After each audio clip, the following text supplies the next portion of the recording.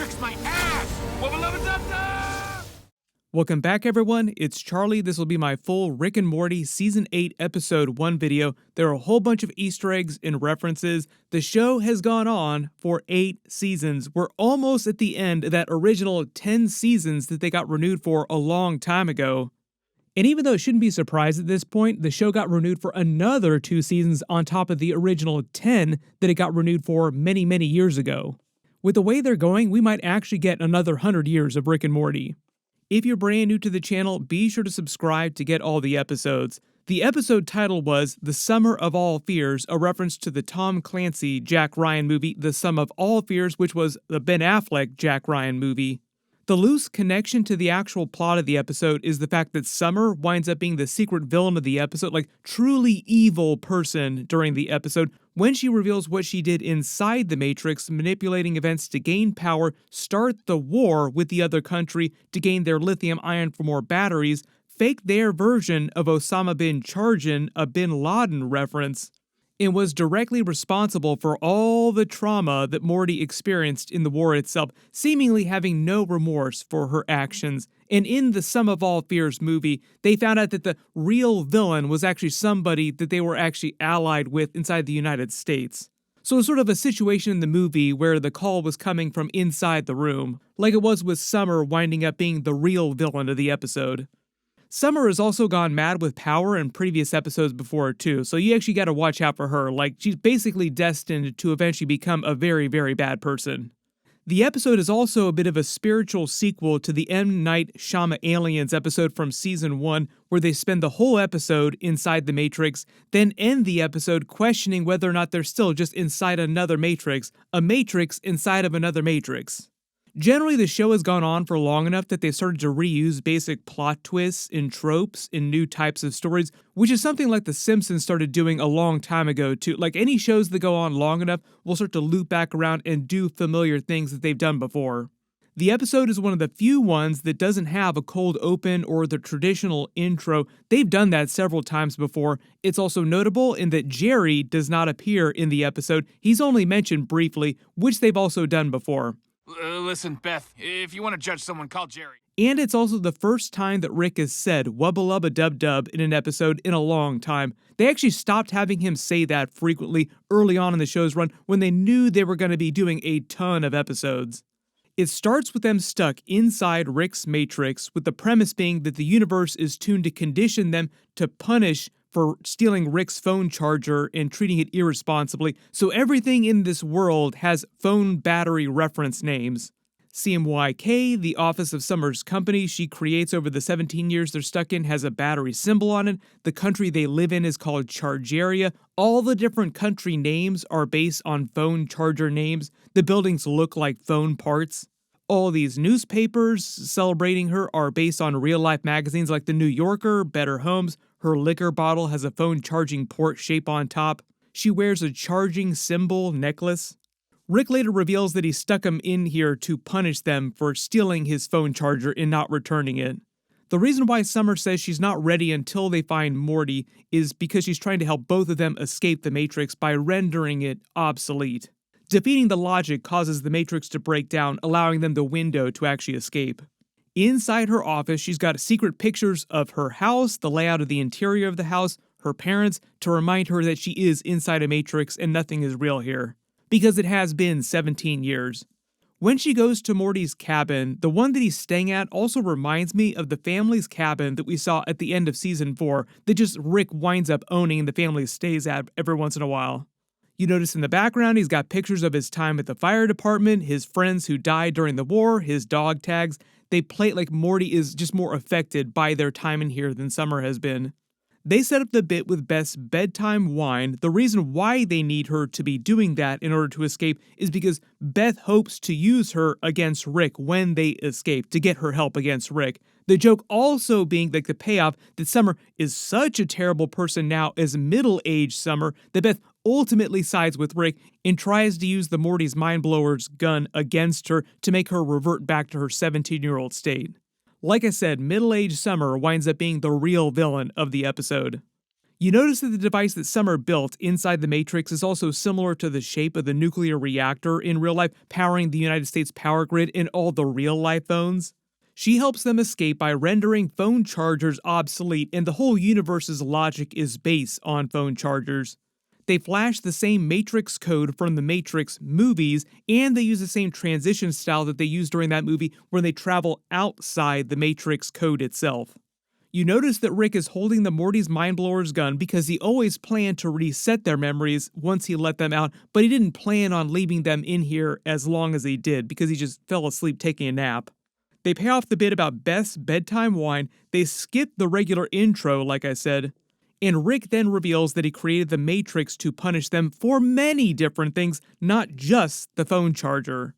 Then the rest of the episode is basically based on the premise that Rick lets them keep their 17 years worth of memories and what that causes them to do in their child bodies. So the rest of the episode isn't quite as strong as some of the bits early on, but there are a couple brighter moments. I thought the Rick and the Morty part of the episode, like all the Morty flashbacks, were a little bit stronger than all the Beth and Summer stuff during the present day of the episode. Rick correctly predicts the outcome of this. This will only end badly, and Beth will eventually want to reset them, which she does by the end of the episode. Like, you were right. Summer going to school thinking she's going to be hot shit is a Ferris Bueller's Day Off joke with the voiceover, and the reality being that she's subject to all their terrible rules, and everybody treats her like crap, like a normal high school kid. Like, even though she has all this knowledge and experience, high school still sucks. She bonds with Beth because they're both middle-aged technically now, but the reality being that Summer as middle-aged is a terrible, terrible person, who Beth slowly grows to hate. Also, the payoff here is Beth telling her that because she's become middle-aged and disillusioned, this is why she always needs her bedtime wine, like one of the reasons why she does what she does. Trying to convince Summer to go back to being a high schooler. Basically the idea that getting older, becoming middle-aged is not fun. There's a bunch of jokes here about parenting too. I think some of these scenes with them trying to bond as friends is just the show clowning on parents out there in real life who do try to treat their kids more like adults instead of like actual kids, because you do see this a lot in real life. Summer's joke about recycling not being a real thing seems more like an LA-specific joke because the writers are all from Los Angeles, and there was a rumor a long time ago that Los Angeles does make you separate your recycling from normal trash, but doesn't actually recycle things the way that the city says that it does. Like it's all just some fake made-up thing that they make you do just to make you feel better. Like blunt force trauma. She also implies that she got into some freaky stuff while she was inside the Matrix and she was younger, like she was married multiple times. At some point, she sounds like she actually did get a hot curling iron stuck up her butt. Sounds like something that Summer would actually try doing. She's shown in previous episodes that she is a super freak. Rick bonds with adult Morty over the Death Race car. It's a reference to the actual Death Race movies. In the real-life guy who built a homemade tank and terrorized his town with it, just going completely crazy, yelling conspiracy theory talk that Morty does the same way at the end of the episode.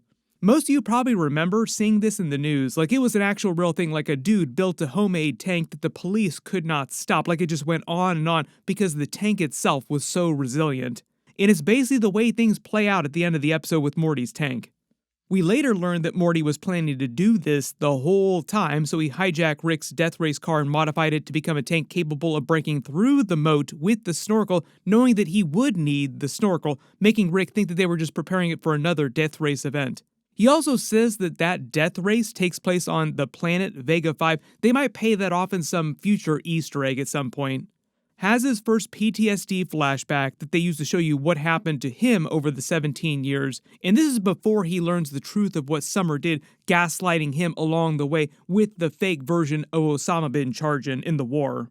He gets arrested for stealing, trying to rebel against Rick. Summer abandons him to start her evil plot to escape after starting the war, but to be fair, she tells him that that's what she's doing, like somebody needs to help us escape, so she runs off. Morty gets thrown in prison, eventually making friends, becoming a firefighter. Summer eventually concocts her evil plan to start a 9/11 style war in the Matrix version of Iraq by creating the bin Laden figure called Osama bin Laden, which a lot of real life references going on here too, with a lot of conspiracy theories about the reality behind the war in Iraq.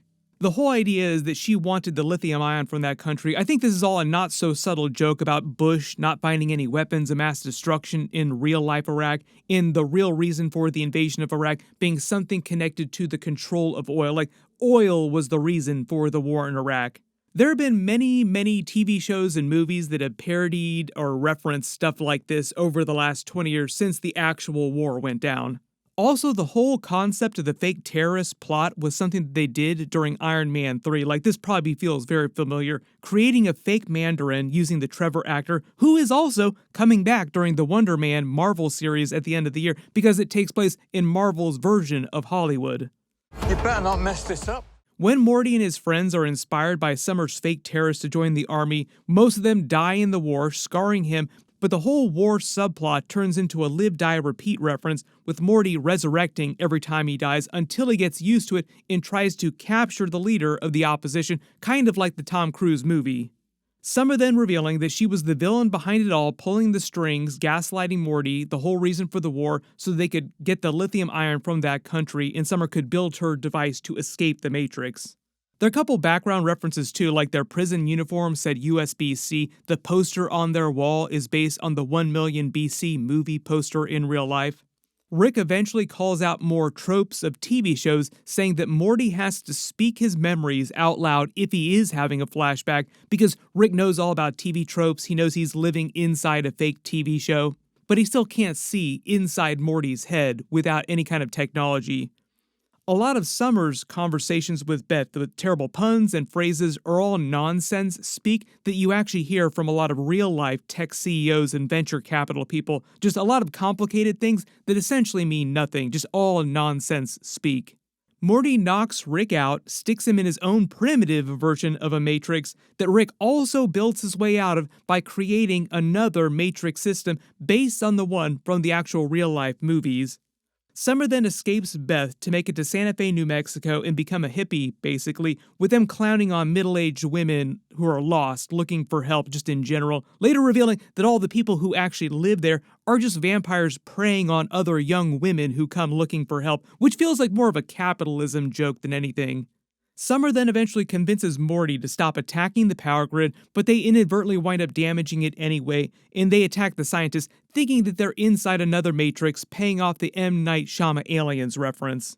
When Rick comes to save them, the reason why he doesn't care about his body succumbing to the radiation is because he replaces his body parts all the time, every single season. The joke about the 20% tip is just like a general tipping joke. Like, this is everywhere you go in America, ride sharing, restaurants, pretty much everywhere. Just the joke that you can't leave small tips. They always try to get you to leave a giant tip.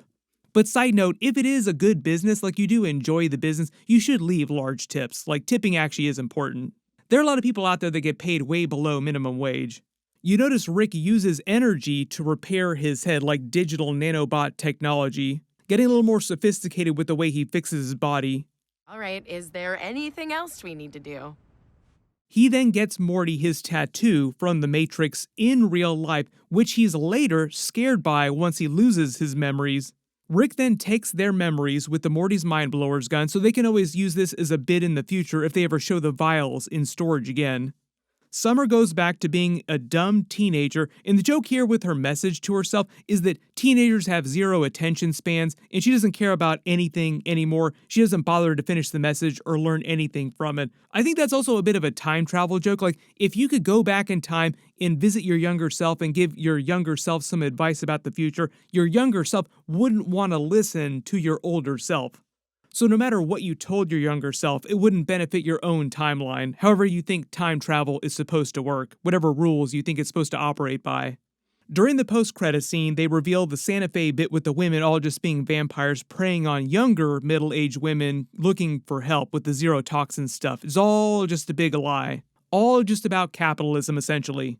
With Beth pointing out, too, that the obvious flaw in their logic is that they are vampires who can't exist in sunlight, but they move to one of the sunniest places in the world.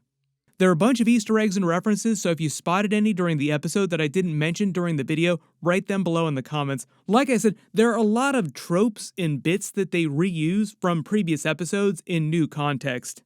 There are going to be 10 episodes this season, just like normal, and it'll be one episode per week. pretty much standard fare as all the previous seasons. We're supposed to get a brand new Fantastic Four trailer, so if that does wind up releasing, of course I'll do a video for it. Make sure to enable alerts for my channel so you don't miss any of that stuff. Click here for that video. I'll update the link as soon as I post it, and click here for my brand new Superman video. Thank you so much for watching.